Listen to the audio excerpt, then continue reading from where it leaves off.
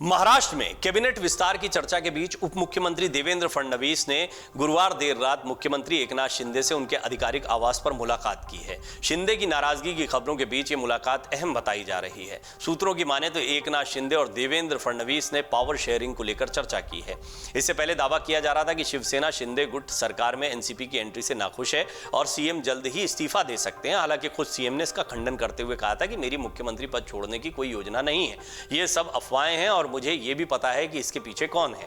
नाराजगी और इस्तीफे की अटकलों पर इस बीच शिवसेना नेता उदय सामंत ने कहा था कि हम इस्तीफा देने वाले नहीं बल्कि लेने वाले हैं। शिंदे का नेतृत्व सभी को साथ लेकर चलने और धैर्य रखने का है। सभी विधायकों सांसदों ने एकनाथ शिंदे पर भरोसा जताया है। यह सब एकनाथ शिंदे की छवि खराब करने के लिए किया जा रहा है।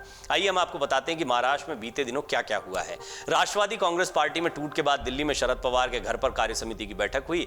इस दौरान उन्होंने ऐलान किया कि वो ही पार्टी के अध्यक्ष हैं। उन्होंने अपने भतीजे और महाराष्ट्र के उप मुख्यमंत्री अजीत पवार के रिटायरमेंट संबंधी बयान पर भी अपनी टिप्पणी की। उन्होंने कहा कि 82 वर्ष के हो जाएं या 92 वर्ष के हो जाएं, अभी भी अधिक प्रभावी ढंग से काम कर सकते हैं। पार्टी कार्य समिति ने शरद पवार पर भरोसा जताया और अजीत पवार और 8 अन्य विधायकों सांसद प्रफुल्ल पटेल और सुनील तटकरे को निष्कासित करने संबंधी उनके फैसले का समर्थन भी किया गया।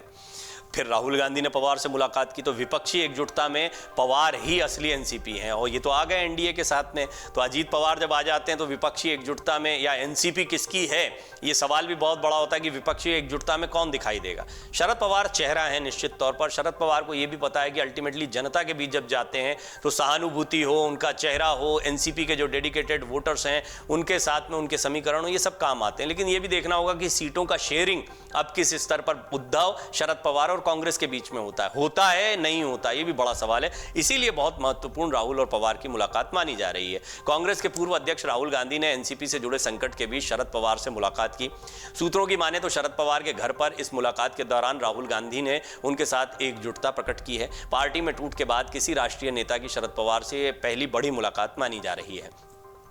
विपक्षी नेताओं सोनिया गांधी, एमके स्टालिन और ममता बनर्जी समेत अन्य ने पवार को फोन कर एकजुटता व्यक्त की है, उनका समर्थन किया है।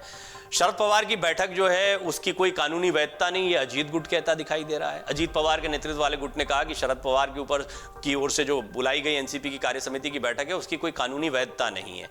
एनसीपी के निर्वाचित प्रतिनिधियों के बहुमत के साथ साथ विभिन्न संगठनात्मक पदों पर काम करने वाले सदस्यों के भारी समर्थन से अजीत पवार को 30 जून 2023 को एनसीपी का राष्ट्रीय अध्यक्ष चुना गया। मामले में निर्वाचन आयोग के समक्ष एक याचिका भी दायर की गई जिसमें कहा गया कि वो मूल एनसीपी का प्रतिनिधित्व करते हैं और इसलिए पार्टी का नाम और चुनाव चिन्ह उन्हें दिया जाए। शरद पवार ने पलटवार किया है। शरद पवार ने कार्य समिति की बैठक की कानूनी वैधता पर अजीत गुट द्वारा उठाए गए सवालों को खारिज कर दिया गया।